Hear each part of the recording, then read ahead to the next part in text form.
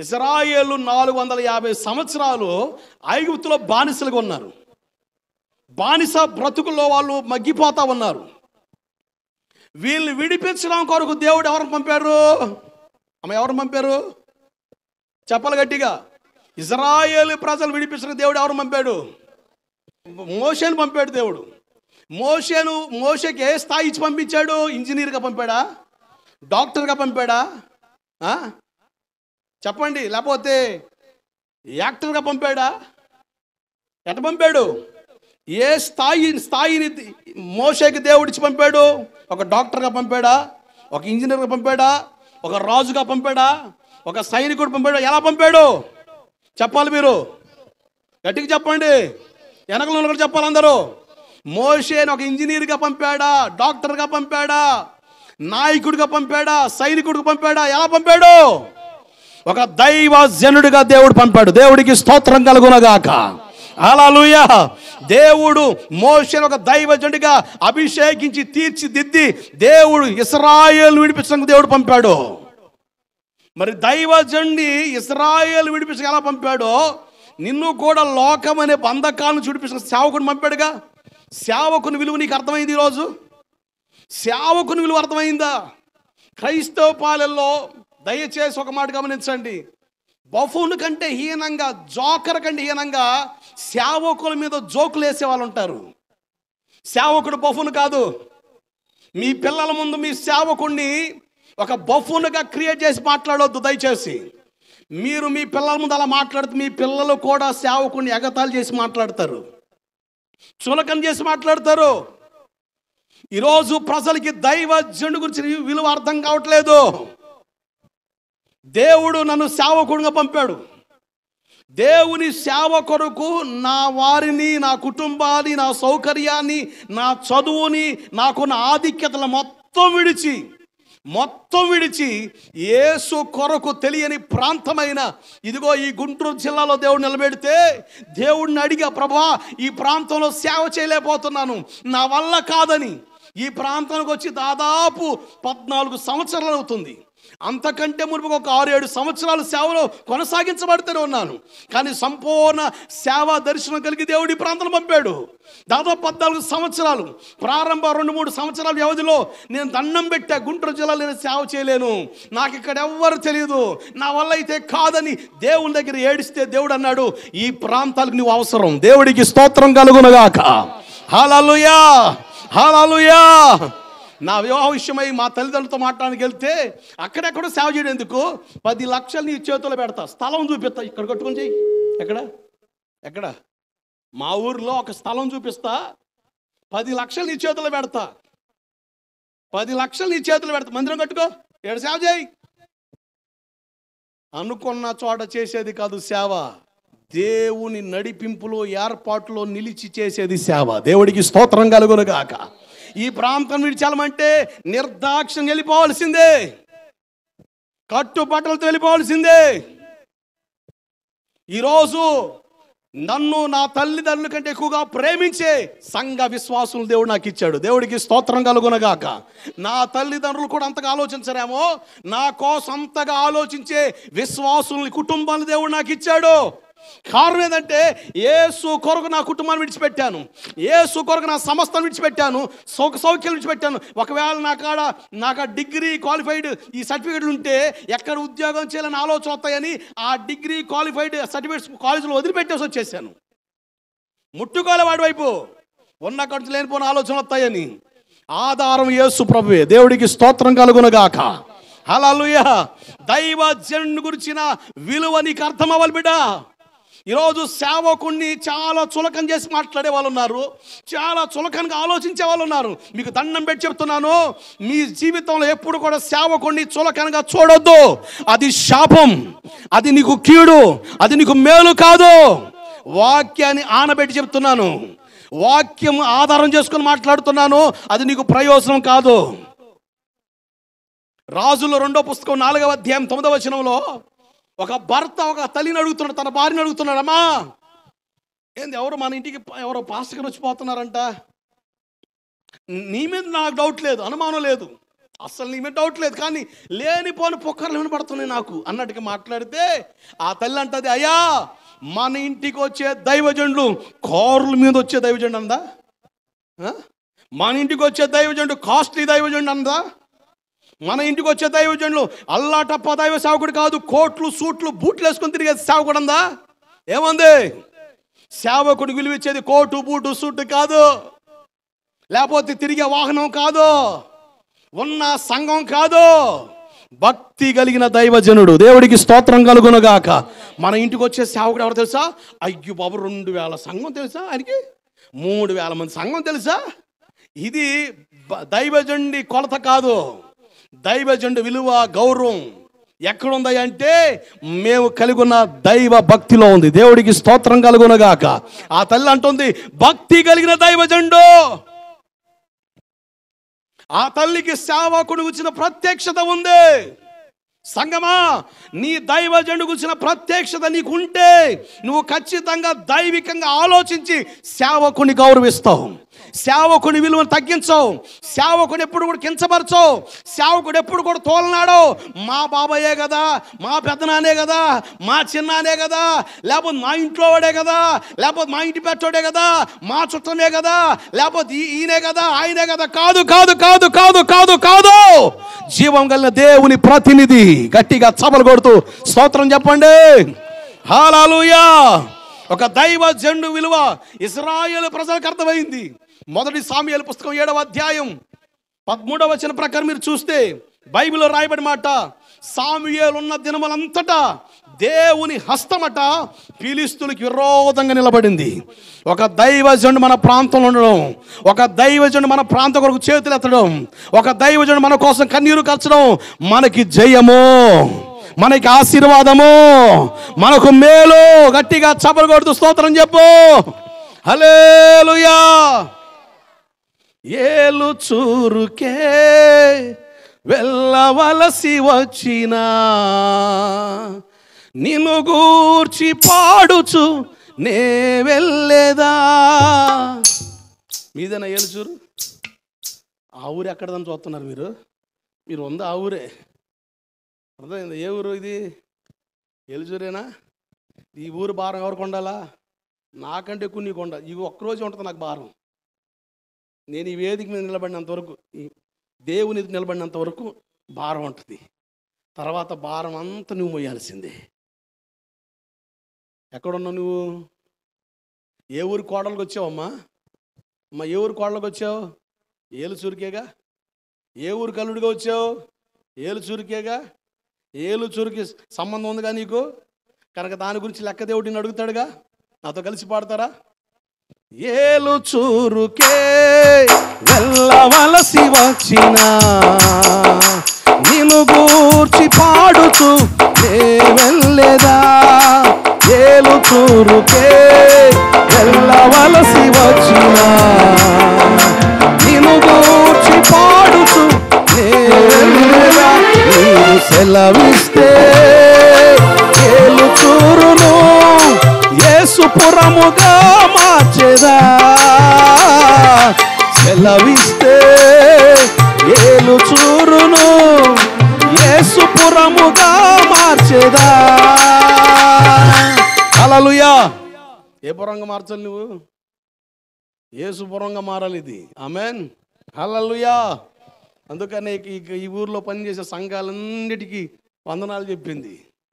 ఇక్కడ ఈ ప్రాంతంలో ఏర్పాటు చేయబడిన ప్రతి సంఘం ఈ గ్రామ క్షేమం కొరకే. ఆమేన్. హల్లెలూయా. నువ్వు ప్రార్థించేటప్పుడల్లా మీ ఊర్లో ఎన్ని సంఘాలు ఉన్నాయో, ఎంతమంది సేవకులు ఉన్నారో వాళ్ళ కుటుంబాల కొరకు రోజు నువ్వు స్తోత్రం చెప్పాల్సిందే. దేవుడికి స్తోత్రం కలుగునుగాక. నేను గోవిందపురంలో సేవ చేస్తున్నాను. గోవిందపురంలో నాతో పాటు కలిపి 10 సంఘాలు ఉన్నాయి.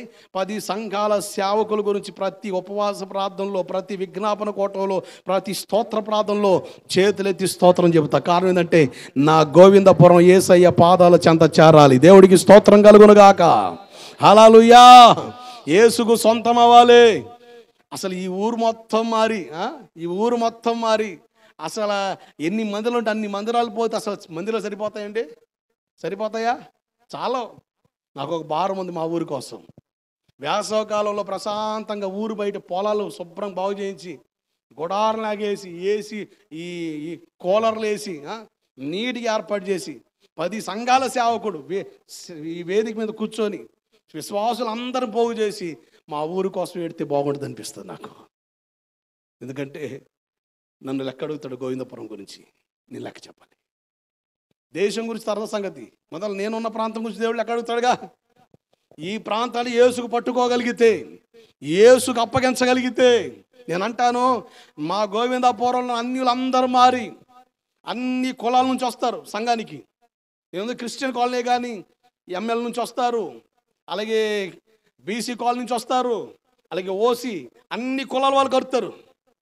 కానీ నా భారం అసలు ప్రభుని ఎరగని వాళ్ళందరూ ప్రభుని తెలుసుకొని సంఘానికి వస్తే, మందిరానికి వస్తే, అందరూ మా ఊరు మొత్తం యేసుకు సొంతం అయిపోతే అసలు ఎంత బాగుంటుందండి. దేవుడికి స్తోత్రం కలుగునగాక. కన్నుల పండగ, ఏ పండగ? కన్నుల పండగ. దేవుడికి స్తోత్రం కలుగునగాక. హల్లెలూయా. కలిసి పాడతారు నాతో. ఏం పాట? పలకండి. మీరు వాక్యం వింటలేదన్న బాధ నాకు ఉంది. కొంతమంది ఏదో అట్ట చూస్తున్నారు, రైట్కి ఎప్పుడు ముగిస్తారో నాయన అని. మీరు కలిసి నాతో స్తోత్రం చెప్పి కలిసి వాక్యం వింటే ముగిస్తారు త్వరగా. దేవుడికి స్తోత్రం కలుగునుగాక. చాలాసేపు మీకోసం ప్రార్థన చేశా. చాలా విషయాలు ఈ మట్టి పొరలో పెట్టాడు దేవుడు. ఒక్క మాట నేను తాకితే చాలు, నువ్వు యేసుకు సొంతం అయిపోతావు. దేవుడికి స్తోత్రం కలుగునుగాక. హల్లెలూయా, హల్లెలూయా. ఏలు చూరుకే వెళ్ళవలసి వచ్చినా నిన్ను గూర్చి పాడుచు వెళ్ళేదా. ఏలు చూరుకే వెళ్ళవలసి వచ్చినా నిన్ను గూర్చి పాడుచు వెళ్ళేదా. నీవు సెలవిస్తే ఏలు చూరును యేసుపురముగా మార్చేదా. సెలవిస్తే ఏలు చూరును యేసుపురముగా మార్చేదా. సెలవిస్తే ఏలు చూరును యేసుపురముగా మార్చేదా. సెలవిస్తే ఏలు చూరును యేసుపురముగా మార్చేదా. హల్లెలూయా. అది దైవ సేవకుడికి వచ్చిన భారం, మా హృదయంలో ఉన్న భారం. అదే మా కుటుంబాల్లో ఉన్న మా పిల్లల మీద కంటే ఆత్మ సంబంధమైన పిల్లల మీద ఎక్కువ ఆశ, ఆలోచన, దప్పిక, తృష్ణ. కారణం ఏంటంటే మిమ్మల్ని యేసు కొరకు మేము సంపాదించుకొని ఆయనకి అప్పగించేంత వరకు మిమ్మల్ని జాగ్రత్త కాపాడుకోవాలి. దేవుడికి స్తోత్రం కలుగునుగాక. దైవజనుడైన సామ్యులు అక్కడ ఉన్నంత వరకు శత్రువు వారి మీదకి రాలేదు. మీరు అదే అధ్యాయం 8వ వచ్చిన భాగం చూస్తే జాగ్రత్తగా చూడండి. సామ్యులు పాస్టర్ గారితో అంటారు, వాళ్ళు పాస్టర్ గారు మేము యుద్ధానికి వెళ్తున్నాం, మేము తిరిగి వచ్చేంతవరకు మా కొరకు ఏం చేయాలి, మీరు ప్రార్థన చేయండి, మానొద్దు. అంటే నీ కొరకు ప్రార్థించే వ్యక్తి సమస్తాన్ని విడిచిపెట్టి, కుటుంబాన్ని విడిచిపెట్టి, తనకున్న పనులు విడిచిపెట్టి దేవుని సన్నిధిలో నీ కొరకు చేతులెత్తి రేయింబగలు మొరపెట్టే వ్యక్తి ఎవరయ్యా అంటే అతడు దైవజనుడు. దేవుడికి స్తోత్రం కలుగునుగాక. హల్లెలూయా. దైవ సేవకుని భారం, బాధ్యత ఏందంటే నీ కోసం ప్రార్థన చేయడం, నీ కొరకు ప్రార్థన చేయడం. దైవ సేవకుడి గురించిన విలువ నీకు అర్థమైతే ఎంత ఆశీర్వాదం, ఎంత ప్రయోజనం, ఎంత దీవెన. ఈరోజు సంఘాలకి చాలా మట్టుకు సేవకుని యొక్క బాధ్యత అర్థం కావట్లేదు, సేవకుని యొక్క భారం అర్థం కావట్లేదు. ఒక మాట త్వరబడి అంటే చాలు, ఆయన పాస్టర్ అయితే అయ్యాడు అంత మాట అంటాడు. నన్ను ఎట కనబడుతున్నాను ఆయనకే. Mind your business, hold your tongue అని రెక్లెస్గా మాట్లాడే వాళ్ళు ఉన్నారు, లెక్కలేనితనంగా మాట్లాడే వాళ్ళు ఉన్నారు. ఒక దైవజనుడిని గద్దించినా, నిన్ను హెచ్చరించినా, నిన్ను మందలించినా ఆయనకున్న భారం ఏంటి తెలుసా? నిన్ను క్రీస్తు కొరకు సంపాదించి నిలబెట్టాలి. దేవుడికి స్తోత్రం కలుగునుగాక. హల్లెలూయా. జాగ్రత్త నడుపులారా. ఈనాటి సంఘాలు ఎలా తయారైన ఒక మాట చెప్తాను. మీరు మత్తయి సువార్త 21వ అధ్యాయం 19వ వచనంలోకి రండి. అయ్యా సహోదరులు ముగ్గురు వస్తారు ఇక్కడికి పైకి. అయ్యా పిల్లలు ముగ్గురు రండి, త్వరగా రావాలి, పైకి రండి స్పీడ్గా. త్వరగా పైకి రావాలా? స్పీడ్గా చదవండి వాక్యం రావాలి. ఇంకెంతనేది అమ్మ గట్టికి చదవాలి. అమ్మ చదవాలి. కనుక దానిని చూచి ఇక మీదట ఎన్నటికి నీవు కాపు కాయకుందు అని చెప్పెను. తక్షణమే అంజూరపు చెట్టు ఎండిపోయెను. ఎక్కడుంది ఈ చెట్టు? పక్కన ఉన్న అంజూరపు చెట్టు బాగా అంటున్నారు మీరు. ఎక్కడుంది? ఇదిగో ఇది రోడ్డు పక్కన చెట్టు. ఇది ఏ చెట్టు ఇది చెప్పాలి అందరూ? ఏ చెట్టు ఇది? ఇది రోడ్డు పక్కన ఉన్న చెట్టు. ఇప్పుడు అలాగే మీరు దృష్టి పెట్టండి, ఇంకో చెట్టు మీకు కనబడుద్ది. లోకాసు వార్త 13వ అధ్యాయం 7, 8, 9 వచ్చిన త్వరగా. 3 ఏళ్ల నుండి వెతుకుచున్నాను కానీ అక్కడ యజమాని అంటాడు, ఇదిగో తోటమాలి 3 సంవత్సరాలు చూస్తున్నా కాపు కాస్తుందని, అసలు లేదు నరికాయి అన్నప్పుడు బాబు ఈ ఒక్క సంవత్సరం గడువు అని ఒక వ్యక్తి బ్రతుములాడుతున్నాడు. ఇది ఎక్కడుంది? ఇది తోట మధ్యలో ఉన్న చెట్టు. చెప్పండి, ఇది ఏ చెట్టు? ఏ చెట్టు? తోట మధ్యలో ఉన్న చెట్టు. ఈ చెట్టుకి ఒకడు కావలదారు ఉన్నాడు, తోటమాలి. ఎవరెతను? తోటమాలి. ఇది ఎక్కడుంది? ఇది రోడ్డు పక్కన చెట్టు. జాగ్రత్తనండి, ఈరోజు చాలామంది రోడ్డు పక్కన ఉన్న చెట్లు లాగా ఉంటున్నారు.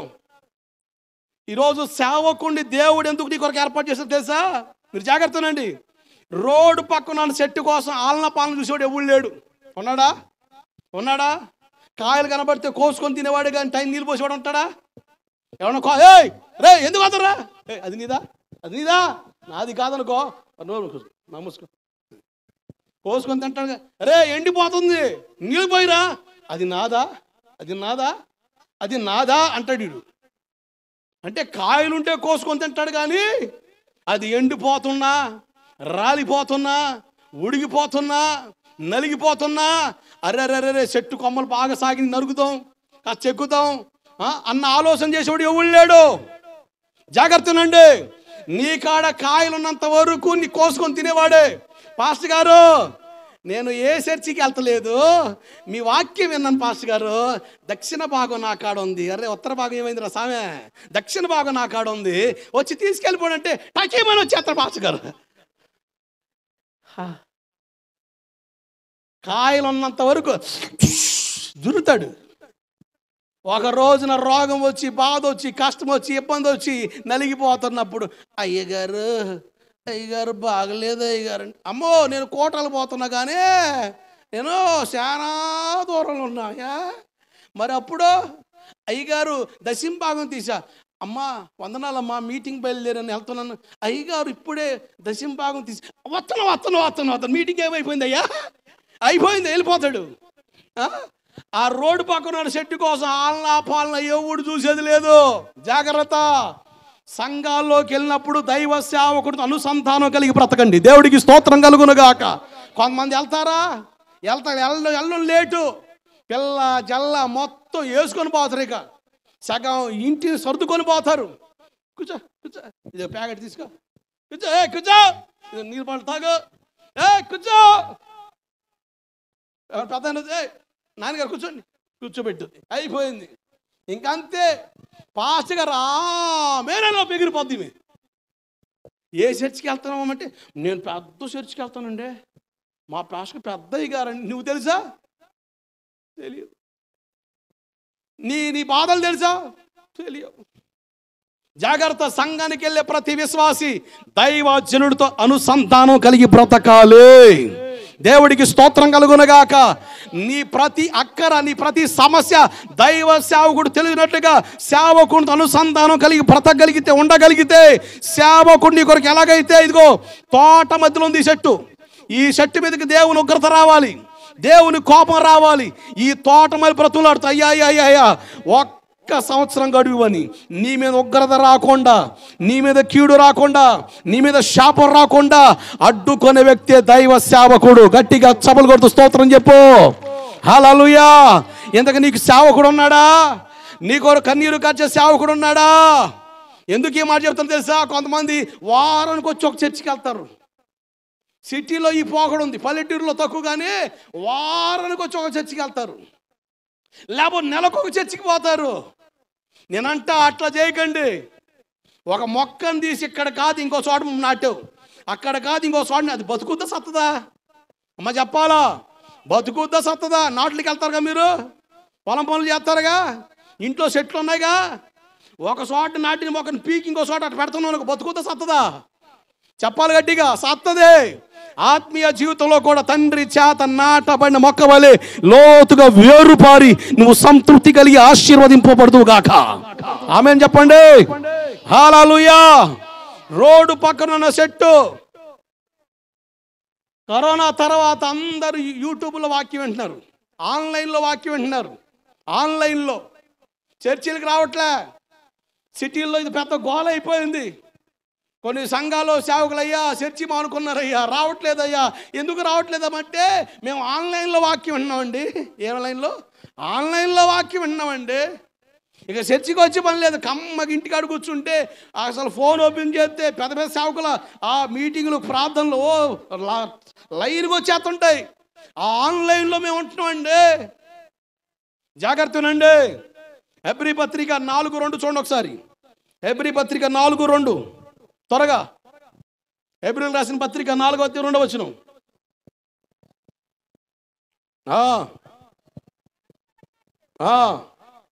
వారికి ప్రకటింపబడినట్టుగా మనకి సువార్త ప్రకటింపబడుతుంది, కానీ వారు విని వారితో విశ్వాసంలో కలిసి ఉండలేదు కనుక మీరు విన్న వాక్యము నిష్ప్రయోజనమే.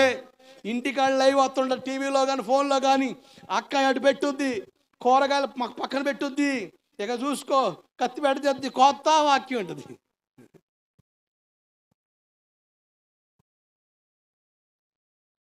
ఏం చేస్తున్నావు అక్క కొత్త? ఇక ఇంటి వంటగదిలో పోయి బాంటిలో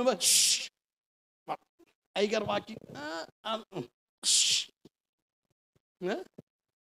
ఇంట్లో కమ్మ కాలు చాపుకొని లల్లల్లంట హ్యాపీగా 2 ముక్కలు ఉండవు అట్లా ఫోన్లో వాక్యం చదవని అయిపోయింది బకెట్, దొరికింది బకెట్. వారితో వాక్యం విన్నందున వారితో కలిసి లేరు గనక వాక్యం నిష్ప్రయోజనం అయిపోతుంది. అందుకనే సహవాసంలోకి రావాలి. దేవుడికి స్తోత్రం కలుగునగాక. నువ్వు ఎక్కడున్నా కూడా పరిశుద్ధ గ్రంథాన్ని చేతబట్టుకొని ఏ మందిరంలో నిన్ను నాటాడో దేవుడు, ఏ మందిరంలో స్థిరపరిచాడో ఆ సహవాసాన్ని నువ్వు క్రమంగా వెళ్ళవలసిందే. దేవుడికి స్తోత్రం. హల్లెలూయా. ఇప్పుడున్న ఫోకస్ మినిస్ట్రీస్ బట్టి, ఫోకస్ మినిస్ట్రీ మొత్తం ఇప్పుడున్నంతా ఫోకస్ మినిస్ట్రీ. ఇదిగో మా సంఘానికి 1,000 మంది వస్తున్నారు, మీరు కూడా వచ్చి మాతో కలిసి ఆరాధన చేయండి. ఎవరు వాళ్ళు? నువ్వు సువార్త చేసావా? వాళ్ళ మధ్యకి వెళ్ళి దేవుని మాటలు చెప్పేవా? లేదు.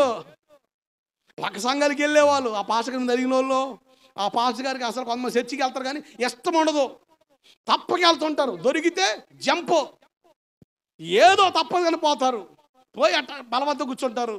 ఎండ్ర వాక్యం దేవుని పట్ల ఆసక్తి కలిగి బతకరు, ఏదో వత్తనం పోతాం అంతే. ఇన్నుడోళ్ళు కొంతమంది, సేవకు మీద వెళ్ళిన వాళ్ళు కొంతమంది, ఆ సంఘానికి వెళ్ళకుండా ఇంకో చర్చికి వెళ్తే బాగుంటుందని కొంతమంది, ఇట్లా చాలామంది అండి ఆ సహవాసంలో నిలబడకుండా స్థిరత్వం లేకుండా తిరిగే వాళ్ళు చాలామంది ఉన్నారు. ఈ రాత్రి ప్రేమతో చెబుతున్నాను, దేవుని వాక్యాన్ని ఆనబెట్టి మాట్లాడుతున్నాను. ఒక చోట లోతుగా నువ్వు స్థిరపరచబడుదువుగాక. హల్లెలూయా, హల్లెలూయా. దైవ సేవకుడు దేవుడు ఎందుకు ఏర్పాటు చేశాడో తెలుసా? ఒక ఏమంటుంది, ఏమండే ఒక 50 మంది దాకా చర్చి మారుకున్నామండి, అందరూ మా ఇంటి పెట్టలే, ఏదో చిన్న సమస్య వచ్చింది పాస్టర్ గారు మాకు, నేను మానేనని దాదాపు ఒక 5-6 కుటుంబాలు వెళ్తాం, 50 మంది దాకా ఉంటాం. మాకు పాస్టర్ గారు కావాలి. దేనికి? మా ఇంట్లో పెళ్ళిళ్ళు చేయడానికి, మా ఇంట్లో కార్యక్రమాలు చేయడానికి, మా ఇంట్లో పిల్లలకి పేర్లు పెట్ట సిద్ధాంతం సరిపోడు, పంతులు సరిపోడు, పాస్టర్ గారు ఎందుకు నీకు? ఆయన టైం పెట్టుకుని నీకు ముహూర్తం పెడతాడుగా. ఈరోజు సేవకుడు అంటే పెళ్ళిళ్ళు చేయడానికి, పుట్టిన పిల్లలకు పేర్లు పెట్టడానికి, నీ ఇంట్లో కార్యక్రమం చేయడానికి కాదు సేవకుడు. సేవకుడు దేవుడు ఏర్పాటు చేసింది నిన్ను ఐగుప్తు నుండి కానానుకు నడిపించడానికి. దేవుడికి స్తోత్రం కలుగునగాక. సేవకుని బాధ్యత అది, సేవకుని భారం అది. సేవకులుగా మాకున్న బాధ్యత తెలుసా? మేము ఊరకనే తిని రోడ్ల మీద తిరగడానికో ఊర్ల మీద తిరగడానికో దేవుడు మనం పిలవలే. దేవుడు మాకిచ్చిన సంఘం, మాకు ఇచ్చిన ఆత్మలను కనిపెట్టుకుంటా, వాటి క్షేమం కొరకు ప్రయాసపడతా, తిప్పల పడతా, ఎవరొచ్చినా రాకపోయినా అక్కడే మూలుగుతా, అక్కడే మొర పెడతా, అక్కడే కనిపెడతా. సేవకుని బాధ్యతకు ఎరిగి నడవడం ద్వారా సంఘాన్ని దేవుడు కడతాడు. దేవుడికి స్తోత్రం కలుగునగాక. హల్లెలూయా. ఇద్దరున్న సంఘమే, నలుగురున్నా, 40 మంది ఉన్నా, 40,000 మంది ఉన్నా, 4 లక్షలున్నా, ఇద్దరున్నా సంఘం కాదా? ఇటువంటి డౌట్లు వస్తాయని, లేనిపోని ప్రసంగాలు చేస్తామని. ఎక్కడ 2-3 ఉంటాను వారి మధ్యన 40,000 మంది ఉంటే ఉంటానంటే మహానంటే సత్యవాళ్ళకి అంతే. ఇక మీకు దొరికేసే వాళ్ళు మేము. 40,000 మందిలో ఆయన ఉంటానన్నాడు. 40,000 మంది లేరు, ఇక్కడ 4 ఉన్నారు, ఇక్కడ దేవుడు లేడు కనుక మేము రామంటారు. ఇక మేమే ఆడేడ్చేది. చిన్న మందా భయపడకని చెప్పాడు దేవుడు. ఎక్కడ 2-3 ఉంటారు వారి మధ్యన ఆయన ఉంటాడు. దేవుడికి స్తోత్రం కలుగునుగాక. హల్లెలూయా. నేను కూడా కోటలు పెట్టి సాలిపోయేవాడిని. ప్రతి సంవత్సరం ఇదే, సంవత్సరం కోటలు పెట్టడం. మనకు అసలు ఆదివారం కానుక పాటే ఉండదు సంఘంలో. సందాలు వసూలు చేసే ఆ విధానం నాకు తెలీదు. కోటలు పెడుతున్నాం అనగానే తల కాసినిస్తారు. పోగు అయితే ఏముండదు. ఇక నాకు వచ్చిన డబ్బులు మొత్తం పోగు చేసి దీన్ని కలుపుతా. కోటం స్టేజ్కి వచ్చేప్పుడు ఒకడేమో, అన్నా పాస్టర్ అన్నా, స్టేజీకి ఫ్లవర్ డెకరేషన్ పెట్టి చిమికి దండలు పెడదామన్నా అంటాడు ఒకడు. నెంబర్ 1 ఉంటుందని అంటాడు. సర్లే అయ్యా, ఆశపడుతున్నాడు బిడ్డ, సాకారం చేస్తాడు, మేము పుసుకున్న తెచ్చి పెడతాం. ఆడు కోటం అయితే కనపడ్డాడు. ఇప్పుడు ఆ సిమికిల దండకి, ఆ స్టేజ్కి ఎవరు డెకరేషన్ ఎవరు కట్టాలి? ఇప్పుడు అయ్యే గారికి పడింది దండ. అన్నా భోజనాలు పెడదామన్న, భోజనాలు వాళ్ళు పెడుతున్నారన్నా, వీళ్ళు పెడుతున్నారు. అరే మనకు తినడానికి ఇది కనలేదురా, ఆదివారం వచ్చేది అర్రకొర్రా నాయన, మళ్ళీ ఇప్పుడు వీళ్ళందరూ ఎట్ట పెట్టేదిరా బాబా. అన్న పెడదామన్నా, దేవుడు అన్నాడన్నా అన్నీ ఆడతాడు అంతే. సరే అని దిగుతాం. అప్పో సప్పో వీడు అన్నం తిని వెళ్ళిపోయి పడుకుంటాడు. అరే సమయాలా ఆదాం లేదు, ఏమి లేదు, ఇక బాదామే, ఆదం లేదు, బాదం లేదు, మొత్తం ఆదం ఏం లేదు, ఇక ఫోన్ ఎత్తేది లేదు. ఇక నువ్వు సైలెంట్. ఇక వీళ్ళు వస్తారు, అయ్యారా మన కుర్చీలోగా 40 పంపాం కదా, మరి ఏం పంపలేదు. పంపుతానులే బాబు. మరి అది అడుగుతాడు. 2వసారి, 3వసారి, 4వసారి, అయ్యారా మరి అది అడుగుతున్నా, ఇస్తే బాగుంటుంది, లేకపోతే అంతే సంగతి అంటాడు. ఇంకంతే ఏజు రక్తం ఏజేయం, కోడి మాసమే బలం నీకు, మాకు సిరు రక్తమే, నీకేమో మమ్మల్ని సిలివేసి అమ్మ మాసం తిరుగుతుంటుంది. దేవుడికి స్తోత్రం కలుగునుగాక. హల్లెలూయా. తెప్పలో అరే నాయన అని దేవుని కాడ పడి ఏడిసే, ప్రభా ఏం చేయమంటావు నాయన, నా వల్ల అయితే కాదు కోటలు పెట్టడం, ఏం చేయడం ఫినిగా, నేను చెప్పాను కోటను పెట్టమని. ఆగు 3 నెలల కోసం ఉపవాస పాదం పెట్టి అన్నాడు. ఉపవాస కోటను బలపరచడం ప్రారంభించాను. దేవుడు బలపరచడం ప్రారంభించాడు. ఈ కోటలు పెడితే కొంతమంది అలుగుతారు, పరిచయం చేసే సిస్టర్స్ కొంతమంది అలుగుతారు, అలుగుడు సొనుగుడు గొనుగుడు. ఇంటి చర్చికి వచ్చేది 10 మంది, అలిగితే 10 మంది కాస్త 6 అవుతారు. 4 ఏమయ్యారు? అయ్యగారు మాకు చెప్పలేదు, మేము కనపడం ఆయనకి, మేమో టాప్ స్టార్లు మాకు కనపడ్డారు ఆయనకి. డైలాగులు ఇక ఇన్ని రక్తాలు కారుతూ ఉంటాయి. మేము కూడా ఉప్పు కారం తింటాం కదమ్మా, అప్పుడప్పుడు బీపీలు షుగర్లు మాకు కూడా వస్తున్నాయి. మరి ఏం చేస్తాం, మీ దెబ్బకి రక్తపోటు ఇవన్నీ వచ్చేస్తున్నాయి, తప్పదు. మరి ఎన్ని టెన్షన్లు అయ్యా, ఎన్ని టెన్షన్లు. ఒక పాస్టర్ గారు కోటానికి వెళ్ళాడు, వాక్యం చెప్పాడు. పాపం ఆ ఊర్లో బాగా సుపరిచితం అనుకుంటా. ఒక సహోదరి, అన్న నువ్వు వస్తున్నావు, నాటుకోండి కోసానన్న, మా ఇంట్లో మంచికి భోజనం చేశాను నా ఇల్లు అన్న అంటే, ఇక కోట అయిపోయిన తర్వాత అన్న ఆ ఇంటికి వెళ్ళాడు తినడానికి. చేయి కడుక్కున్నాడు, అక్క ఏమో మొక్కలు తీసి పెడుతుంది ప్లేట్లో, అన్న తినడానికి వస్తున్నాడు పాస్టర్ అన్న. అంతలో ఫోను, సర్లే అని ఎత్తాడు. అన్నా నేను రైల్వే ట్రాక్ మీద పడుకున్నాను అంటాడు. రే ఇంట్లో పడుకోరా, మంచం మీద పడుకోరా, రైల్వే ట్రాక్లో పడుకోలేదు రా అన్నా. మా ఆడవాళ్ళు రానందన్నా, నేను చచ్చిపోవాలనుకున్నానన్నా అని. ఒరే నీకు దండం పెడతా, అక్కడ ఉండరా సామె అని. ఈయన అక్కడ తిండమ్మ అనుకున్నట్టు తిట్టిపోతుంటా. అన్న ఏందన్న కూర నచ్చలేదా, అన్న బాగలేదా, ఏందో మా అన్నకి మేము అసలు ఏం పెట్టినా కూడా నచ్చలేదని ఈమె బాధ. ఉండవదలే, ఆడు చెప్తే రేపు నా అక్కడికి వస్తారు ఎవరు, పోలీసులు. లాస్ట్ పోనుకోవాలి ఎవరికి, పాస్టర్ గారికి. ఈడు తెచ్చాడానికి ఎవడు కాడికి వస్తారు పోలీసులు. లాస్ట్ నీకే చేశాడు, ఇక చూసుకో. ఈయనెత్తిపోతారని చెప్పేసి అదరాబెదర పోతే వాడు పక్కన గుట్ట మీద కూర్చొని చూస్తున్నాడు. రా చచ్చిపోయేవాడు చచ్చిపోకుండా నాకు ఎందుకు రా చేసేది, నువ్వు నీకు దండం పెడతారా, ఎందుకురా మమ్మల్ని చంపుతారు అంటే వాడిని ఆ రోజు ఆ రాత్రి అంతా వాడికి నిద్ర కాసి వాడి కౌన్సిల్ ఇచ్చి వాడు దూకుతారంటాడు. ట్రైనింగ్ కింద పోతానంటే రే నీ దండం పెడతారా, నీ దండం పెడతారు, రే నీ దండం పెడతారు అని ఆ తెల్లవారు పెరుగులన్నింటికి తీసుకెళ్ళాడు. ఇక మీ దెబ్బకి షుగర్లు బీపీలు మాకు రాకపోతే ఎవరికి వస్తాయి? దేవుడికి స్తోత్రం కలుగునుగాక. హల్లెలూయా. దైవ సేవకుని ప్రయాస నీ కొరకే. దేవుడు నన్ను బయటపడేసాడు. ప్రభా ప్రశాంతం. మా సహవాసంలో నెలకొచ్చి ఒక కూటం జరుగుతూనే ఉంటుంది. నెలకొచ్చి ఒక కూటం. మా సంఘంతో చెప్పా, విచిత్రం తెలుసా, పాంప్లెట్లు పెట్టి తిప్పలు పడి రాత్రి అంతా పబ్లిసిటీ చేస్తామా, ఉపవాసాలు ఉంటాం, నిద్రలు కాస్తాం, తినం, ఉపవాసం ఉండాలిగా కూటం బాగా జరగాలంటే. మా వాళ్ళేం పీకిల్లో తిని ఓ వందనాలు గారు ఏందిరా ఈడ కలుపు కాదుంటుంది, ఓ వందనాలు గారు చికెన్ తింటే అరగలేదు అంటాడు. అసలు ఇక్కడ మాకేం లేదురా, మాగాడు వచ్చి డైలాగ్ లేస్తాడు వీడు. సరే తప్పదుగా, భరించాలిగా, ఓర్చుకోవాలిగా. సరే నాయన నీకు అట్టుందిరా, మాకు ఎట్టుంది, సరేలే మా వంట రోజులు ఉంటాయి మంచి రోజులు, అప్పుడు దాకా ఎడుతూ ఉన్నాడు, ఈయన చూస్తుంటాడు. ఇది పరిస్థితి. రాత్రంతా తిప్పలు పడతాం, నిద్రలాగా వస్తాం, ఇక ఓ అగసాట్లు. బయట నుంచి ఏమో బాగా వస్తారు, మంచి స్పీకర్ మిస్ అనుకోండి, వాడబడే స్పీకర్ని పలానా అందరూ వస్తారు, ఫుల్ అప్ అయిపోతారు, ప్యాకప్ అయిపోతారు. ఇక చూసుకోండి, వాళ్ళు వస్తారు కానీ సంఘ విశ్వాసులు రారు. మీరు గమనించారు ఎప్పుడన్నా? నేను గమనించానండి, ఏడ్చా, వేదిక మీదే ఏడ్చా. సంఘస్థుల్లో అరాకొర మిస్ అయిపోతే ఎంత బాధ అండి. పెట్టేది ఎవరి కోసం అండి? ఎవరి కోసం పెట్టింది? పాస్టర్ గారు పక్క వాళ్ళందరూ వచ్చి బలపడిపోతారనా? లేకపోతే నేను ఇక్కడ ఏదో ఎరగబడుతున్నా నేను ఎట్లా ఎంత పోటుగాడు చూసిపోమని పిలుతుందా? దేని పిలుతుంది? సంఘం బలపడుతుందనేగా. అందరు కూడుకుంటే 10 మంది కూడా బలపడి వాళ్ళ సంఘాలు నమ్మకం ఉంటారనేగా పిలిచి కూటం పెట్టేది. ఈరోజు ఏమైపోతుంది తెలుసా? స్థానిక సంఘ విశ్వాసులే రావట్లే. అరే అబ్బాయి రాత్రి కూట రాదండి, రాలేదులేండి, వీడు యేసుప్రభు బిడ్డ, ప్రశ్న ఎత్తాడు వీడు. పరిశీలి ఎప్పుడన్నా ప్రశ్న ఎత్తి ఆయన ప్రశ్న వేసేవాడు.